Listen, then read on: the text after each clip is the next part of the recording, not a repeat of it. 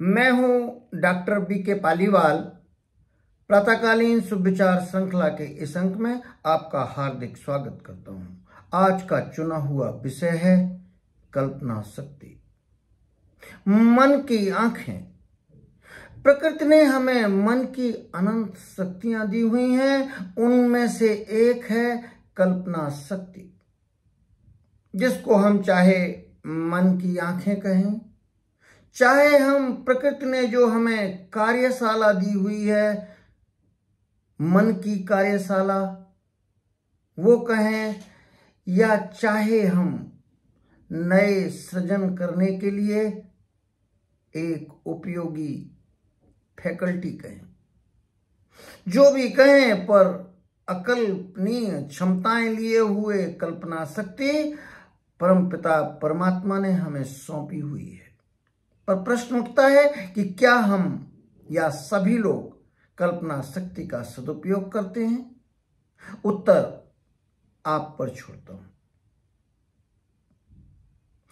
कितने लोग हैं जो कल्पना शक्ति का उपयोग करके उन्होंने अपने जीवन को सुखी, संपन्न और सफल बना लिया, और कितने लोग ऐसे हैं जिन्होंने इस शक्ति का दुरुपयोग करके अपने जीवन को दुखी बना लिया है। सच में मन की कल्पना को सृजनात्मक शक्ति के रूप में देखा जा सकता है। यत् भावो तत् भवति। सनातन साहित्य कहता है, जैसा आप सोचते हैं वैसा होकर रहता है। यथा मनसा सृष्टि तथा वाचा। वही बात, जैसा मन सोचता है वैसा हम संसार निर्मित कर लेते हैं। कल्पना जगत से स्वास्थ्य हो, धन हो, शिक्षा हो, कौशल हो, नेतृत्व की क्षमता, व्यक्तित्व विकास, जो भी क्षेत्र आप कहें, कल्पना शक्ति से उसे बढ़ाया जा सकता है। कैसे? ध्यान साधना से। एकांत में बैठकर कल्पना जगत में नीचे उतर के आप अच्छी से अच्छी योजना बना सकते हैं। कल्पना शक्ति का उपयोग कैसे करें, इसके लिए मैं विस्तार में आपको उन पुस्तकों की सलाह दूंगा जिनके माध्यम से पढ़ के आप ये काबिलियत पा सकते हैं। ये एक कोई सत्र में मिनट 2 मिनट में सिखाया नहीं जा सकता। क्या कल्पना जगत की हानियां भी हैं? बिल्कुल है। जो लोग भय और नकारात्मकता लिए हुए कल्पना करते हैं, उनके जीवन में वो भी घटित हो जाता है। ये ऐसा यंत्र है जिसको ये पता नहीं कि इसका उपयोग कैसे किया जाए। यदि चाकू का सिद्धांत मैं बोलता हूं, चाकू से आप चाहें तो फल के अखाद्य पार्ट को हटा दें और खाकर स्वस्थ हो जाएं। दुरुपयोग में अपनी उंगली काट लें और दुखी हो जाएं। और भी आगे संभावनाएं हैं कि आप दूसरे की उंगली काट लें और जेल चले जाएं। चाकू का इसमें कोई कसूर नहीं। हानियां बहुत हैं, बहुत ज्यादा। कल्पना जगत में जीने वाले लोग वागों की क्रियान्वयता कम हो जाती है। बहुत ज्यादा कल्पना जगत में जीने वाले लोग वाग फिर अनियंत्रित सोच हो जाती है, और बहुत से लोग तो उसमें अपराधी हो जाते हैं, क्योंकि उसमें फिर उस जगत में उतरने पर बेहतर यह है कि आप पहले उसकी ट्रेनिंग लें, बहुत अच्छी पुस्तकें पढ़ें। उन पुस्तकों में से एक पुस्तक थिंक एंड ग्रो रिच, जो नेपोलियन हिल ने लिखी, विश्वविख्यात है, क्लासिक बुक है। साइको साइबरनेटिक्स, डॉक्टर मैक्सवेल माल्ट्स ने लिखी।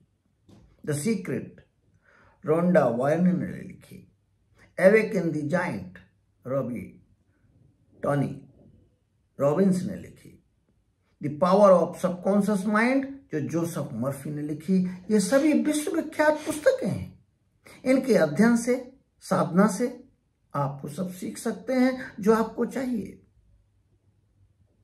कल्पना शक्ति का सदुपयोग करके सब कुछ संभव है। कोई असंभव नाम की चीज इसमें होती ही नहीं है। क्या आप जानते हैं कि सभी सफल व्यक्तियों की एक सफल आदत होती है, उनका कल्पना जगत, जो देखा नहीं जा सकता। रंग रूप देखा जा सकता है, लेकिन कल्पना जगत में क्या चल रहा है, कितनी गहराई से चल रहा है, कितनी तीव्रता से चल रहा है, ये आप बाहर जगत से देख नहीं सकते। और सच में मानव मस्तिष्क की एक बात तो मुझे बहुत ही प्यारी लगती है कि ये कल्पना जगत में देखी हुई चीजों को और वास्तव में घटित हुई घटनाओं को देखी हुई चीजों में भेद नहीं समझता है। आपने कल्पना में देखी या वास्तविक घटना देखी, दोनों में इनफाइनाइट पावर्स ऑफ माइंड, मन की अनंत शक्तियां उसमें भेद नहीं कर पाती हैं। ये जो मैं आपसे चर्चा कर रहा हूं, ये मैंने विभिन्न पुस्तकों से पढ़ के, ज्ञान अर्जित करके, स्वयं की तप साधना से अर्जित किया है। सच में कल्पना जगत एक ऐसा प्रभु का वरदान है, ऐसी मन की अनंत शक्तियां आपको मिली हुई हैं कि आप चाहो तो इनका उपयोग करके आप अपने जीवन को सुखी संपन्न बना लो।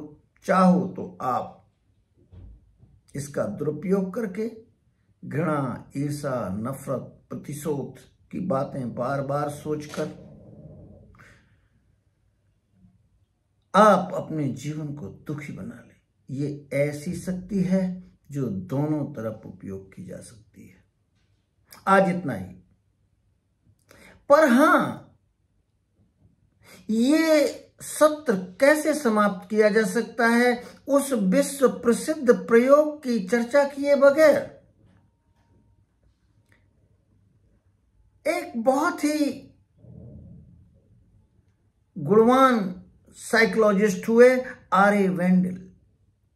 उन्होंने एक बहुत महत्वपूर्ण स्टडी की, मैं जिसको कहूं कि इस स्टडी ने मुझे बहुत प्रेरित किया है।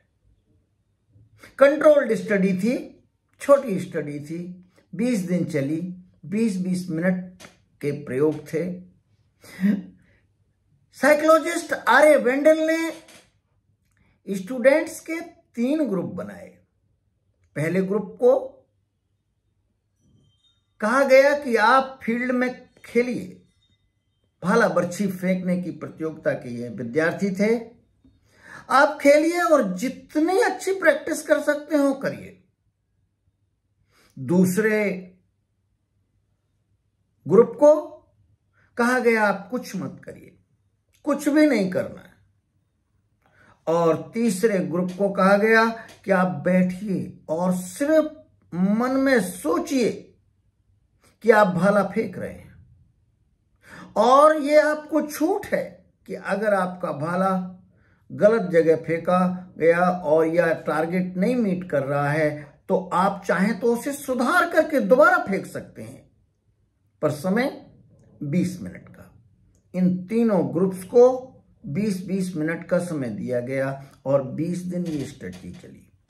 और ध्यान रहे, आर्य वेंडल ने पहले उनकी सबकी योग्यता माप ली, कौशल माप लिया, और जब ये 20 दिन के बाद कौशल विकास का जो वो प्रयोग कर रहे थे उसके बाद मापा, तो जो लोगों ने फील्ड में प्रैक्टिस की थी उन लोगों के कौशल में 24% का विकास हुआ।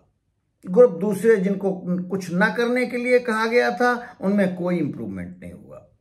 और तीसरा ग्रुप जिसको मन में प्रयोग करने के लिए कहा गया था, मेंटल रिहर्सल के लिए कहा गया था, उसने 23% का विकास हुआ।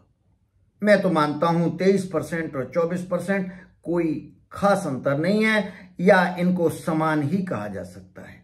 तो इसका माने क्या कौशल विकास को मेंटल रिहर्सल से सीखा जा सकता है, बिना फील्ड में जाए हुए, बिना मैदान में जाए हुए, बिना वास्तविक किए हुए? ये रिसर्च बहुत मुझे प्रेरित करती है। इसमें और प्रयोग हो तो बहुत बेहतर होगा, पर अभी तक के जो परिणाम कि actual practice to improve the skill and mental rehearsal to improve the practice are giving same results. ये बहुत अद्भुत है, अकल्पनीय है। इसीलिए मैं कहता हूं, कल्पना जगत की शक्तियां अकल्पनीय क्षमताएं लिए हुए हैं। इनका उपयोग करना हमें सीखना चाहिए। ये लेकिन बड़े ही बौद्धिक ज्ञान की बात, पर बौद्धिक ज्ञान की अपनी कोई सामर्थ्य नहीं जब तक कि उसका सदुपयोग ना किया जाए, जब तक कि उसको क्रियान्वयन में न लाया जाए, आदतों में शुमार न कर लिया जाए, आपका व्यक्तित्व न बन जाए, आपका आचरण का हिस्सा न बन जाए। नंबर 2, ये वीडियो शैक्षणिक है, प्रियजनों के लिए बनाया गया है। इसमें जो विचार व्यक्त किए गए हैं वो मेरे अपने हैं, और यदि आपको ये कंटेंट्स इस वीडियो के पसंद आए हों तो चैनल को सब्सक्राइब करें, शेयर करें, लाइक करें, और सुझाव हो तो कमेंट सेक्शन में लिखें।